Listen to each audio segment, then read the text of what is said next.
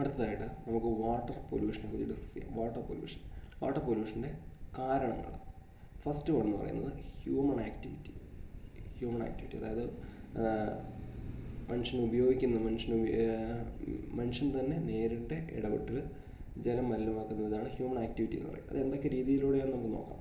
ഇനി അടുത്ത കാരണം ഇൻഡസ്ട്രിയലൈസേഷൻ, വ്യവസായവൽക്കരണം, പിന്നെ നഗരവൽക്കരണം, പിന്നെ നമ്മൾ നിത്യജീവിതത്തിൽ ഉപയോഗിക്കുന്ന കെമിക്കൽസ്, പിന്നെ last waste heat from power plants. അതായത് ഇവിടെ ഉദ്ദേശിക്കുന്ന പവർ പ്ലാന്റ് എന്ന് പറയുന്നത് തെർമൽ പവർ പ്ലാന്റ് ആണ്.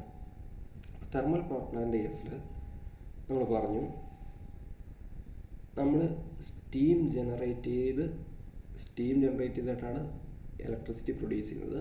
ആ H2 വരുന്ന സ്റ്റീം നമ്മൾ പിന്നെയും തണുപ്പിച്ചിട്ട് പിന്നെയും സർക്കുലേറ്റ് ചെയ്യുന്നത്. അപ്പം ഈ സ്റ്റീമിനെ വാട്ടറായിട്ട് കൺവേർട്ട് ചെയ്യാനായിട്ട്, സ്റ്റീം തണുപ്പിക്കാൻ വേണ്ടിയിട്ട് നമ്മൾ വലിയ ട്യൂബുകളിലൂടെ അടുത്തുള്ള വാട്ടർ ബോഡീസ്, ഇപ്പോൾ ഒരു കുളമാകാം അല്ലെങ്കിൽ ഒരു റിവർ ആവാം, ചെറിയ ട്യൂബുകളിലൂടെ വാട്ടർ ബോഡീസിലൂടെ കടത്തി വിടും.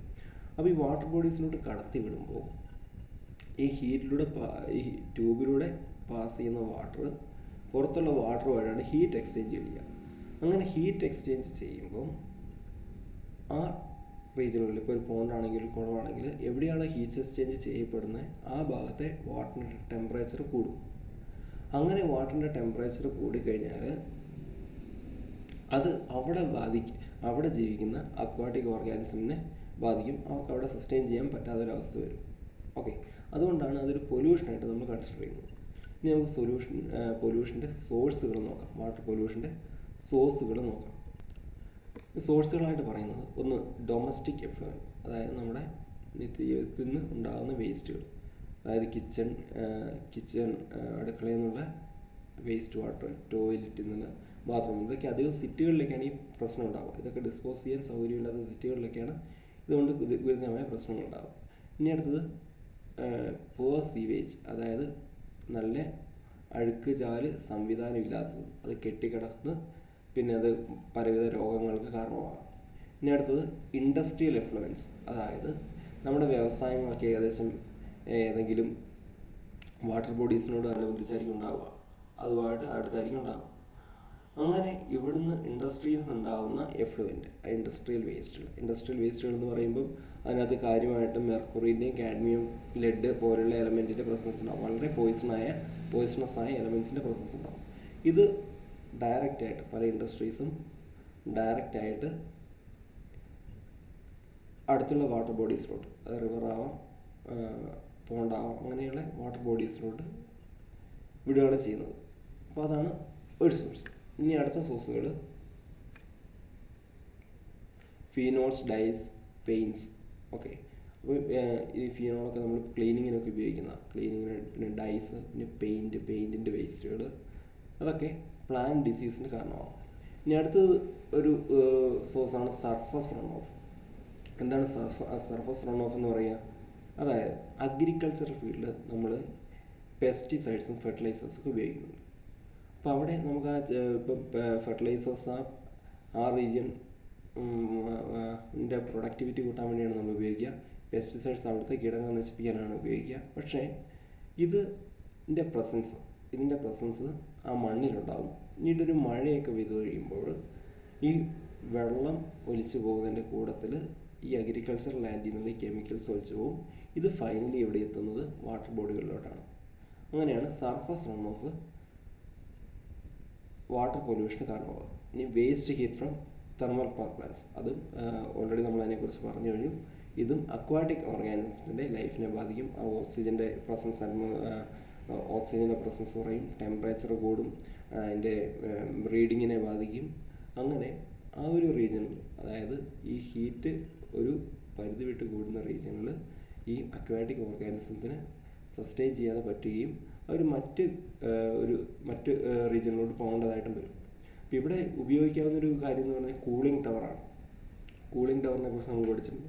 കൂളിംഗ് ടവർ എന്ന് വെച്ചാൽ നമ്മൾ ഈ വാട്ടർ മിസ്റ്റായിട്ട് സ്പ്രേ ചെയ്ത് എയറിലോട്ട് തന്നെ, അതായത് വാട്ടർ ബോഡിയിലോട്ട് ഹീറ്റ് എക്സ്ചേഞ്ചിന് ഇതിനെ വിടാതെ എയറിലോട്ട് തന്നെ ഹീറ്റ് എക്സ്ചേഞ്ച് ചെയ്യുന്ന രീതിയാണ് കൂളിംഗ് ടവർ. ഇത് കുറച്ച് എക്സ്പെൻസീവാണ്, അതുകൊണ്ടാണ് ഇങ്ങനെ വിടുന്നത്. പക്ഷേ ഇതിൻ്റെ ഒരു എഫക്റ്റ് എന്ന് പറഞ്ഞാൽ അക്വാട്ടിക് ലൈഫിൽ ഇതിൻ്റെ എഫക്റ്റ് എന്ന് പറയുന്നത് വരുന്നതാണ്. അപ്പോൾ ഇത്രയാണ് എയർ പൊല്യൂഷൻ്റെ സോഴ്സുകളായിട്ട് നമ്മൾ പറയുന്നത്, വാട്ടർ പൊല്യൂഷൻ്റെ സോഴ്സുകളായിട്ട് നമ്മൾ പറയുന്നത്. അപ്പോൾ വാട്ടർ പൊല്യൂഷൻ്റെ സോഴ്സസ് ഈ വീഡിയോസിലൂടെ ഒന്ന് മനസ്സിലാക്കാം.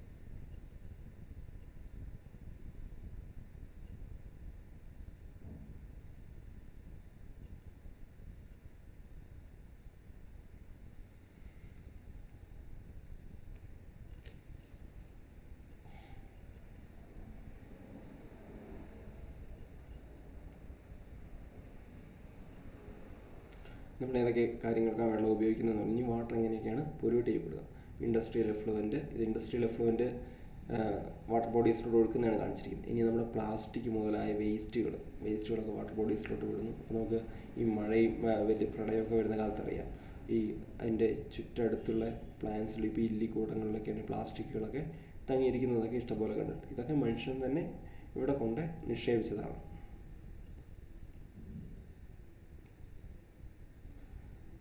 ഇനി വാഷിംഗ് ക്ലോത്ത്സ് വാട്ടർ ബോഡീസിലൊക്കെ സാധാരണ വില്ലേജുകളിലൊക്കെ കണ്ടുവരുന്നുണ്ട്, പക്ഷേ അതൊന്നും ഒരിക്കലും പ്രോത്സാഹിക്കാൻ പാടില്ലാത്തതാണ്. ഇനി വേസ്റ്റുകളൊക്കെ ഈവൻ പിന്നെ നമ്മുടെ ആനിമൽസിനെയൊക്കെ കുളിപ്പിക്കുന്നത്, വാട്ടർ ബോഡീസിൽ അലക്കുന്നത്, ഇതൊക്കെ ഡിറ്റർജൻ്റൊക്കെ വാട്ടറിലോട്ട് കളയുമ്പം അത് കെമിക്കലാണ്. അതൊക്കെ അക്വാട്ടിക് ലൈഫിനെ നല്ല രീതിയിൽ ബാധിക്കും. ഇനി ഡൊമസ്റ്റിക് എഫ്ലുവൻ്റെ കാര്യം പറഞ്ഞു, വീടുകളിൽ നിന്നൊക്കെ ട്രീറ്റ് ചെയ്യാതെ ഡൊമസ്റ്റിക് എഫ്ലുവൻ്റ് ഡയറക്റ്റ് തോട്ടിലോട്ടോ പുഴയിലോട്ടോ ഒഴുക്കി വിടുന്നത്, ഈ ഫാക്ടറികളിൽ നിന്ന് വന്ന വേസ്റ്റ്.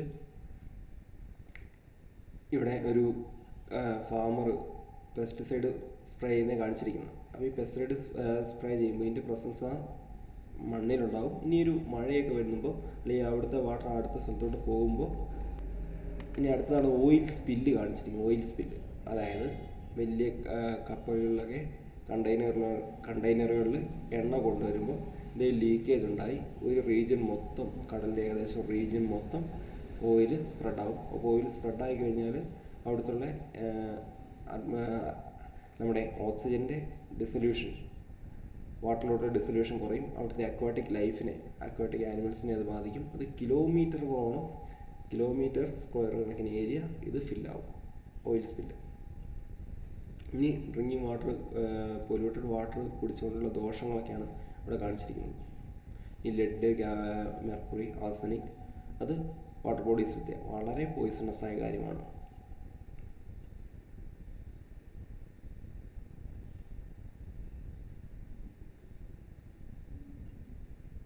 ഇപ്പോൾ മെർക്കുറി പോയിസൺ കൊണ്ടുവരുന്ന ഒരു ഡിസീസാണ് മിനാമാട്ട ഡിസീസ് എന്ന് പറയുന്നത്. അപ്പോൾ നമുക്കറിയാം, ഇവിടെയൊക്കെ നമുക്ക് വാട്ടറിന് വലിയ പ്രശ്നമില്ലെങ്കിൽ സിറ്റികളിലൊക്കെ ഒരു വാട്ടർ റീയൂസ് ചെയ്യുന്നൊരു കേസൊക്കെ ഉണ്ട്. പൊല്യൂട്ടഡായ വാട്ടർ പിന്നെയും ട്രീറ്റ് ചെയ്തൊക്കെയാണ് റീയൂസ് ചെയ്യുന്നത്.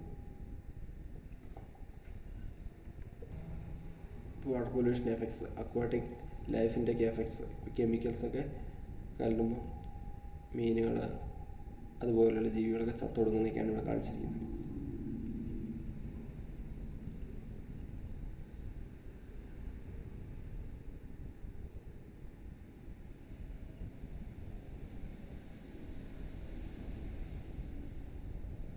എങ്ങനെയൊക്കെ ഈ വാട്ടർ പൊല്യൂഷൻ തടയാം, അതായത് വേസ്റ്റ് ഒന്നും ഡംപ് ചെയ്യാതിരിക്കുക, ഇനി വാട്ടർ ബോഡീസിലോട്ടുള്ള വാഷിങ് അങ്ങനത്തെ കാര്യങ്ങൾ ഒഴിവാക്കുക. ഇനി ഈ വേസ്റ്റ് വാട്ടർ ബോഡീസിലോട്ട് വിടുമ്പം അത് ട്രീറ്റ് ചെയ്ത് അതായത് അതിൻ്റെ ഹാംഫുള്ളായ കമ്പോണൻസ് മാറ്റിയതിന് ശേഷം മാത്രം വിടുക. ഇത് പ്രൊമോട്ട് ചെയ്യേണ്ട ഒരു കാര്യമല്ല, പക്ഷേ എന്നാലും ആ പൊല്യൂഷൻ്റെ എഫക്റ്റ്, ഒരു ഇൻറ്റൻസിറ്റി കുറയ്ക്കാൻ ഒരു പരിധി വരെ സഹായിക്കും. ഇനി കീടനാശിനികൾ ഉപയോഗിക്കുമ്പോൾ ബയോ കീടനാശിനികളൊക്കെ ഉപയോഗിക്കുക.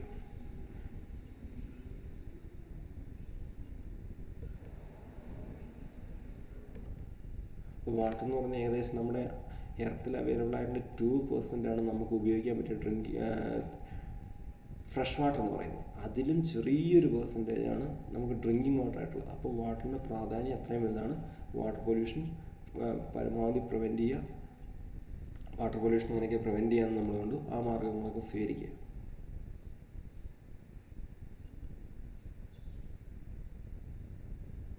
Okay, thank you.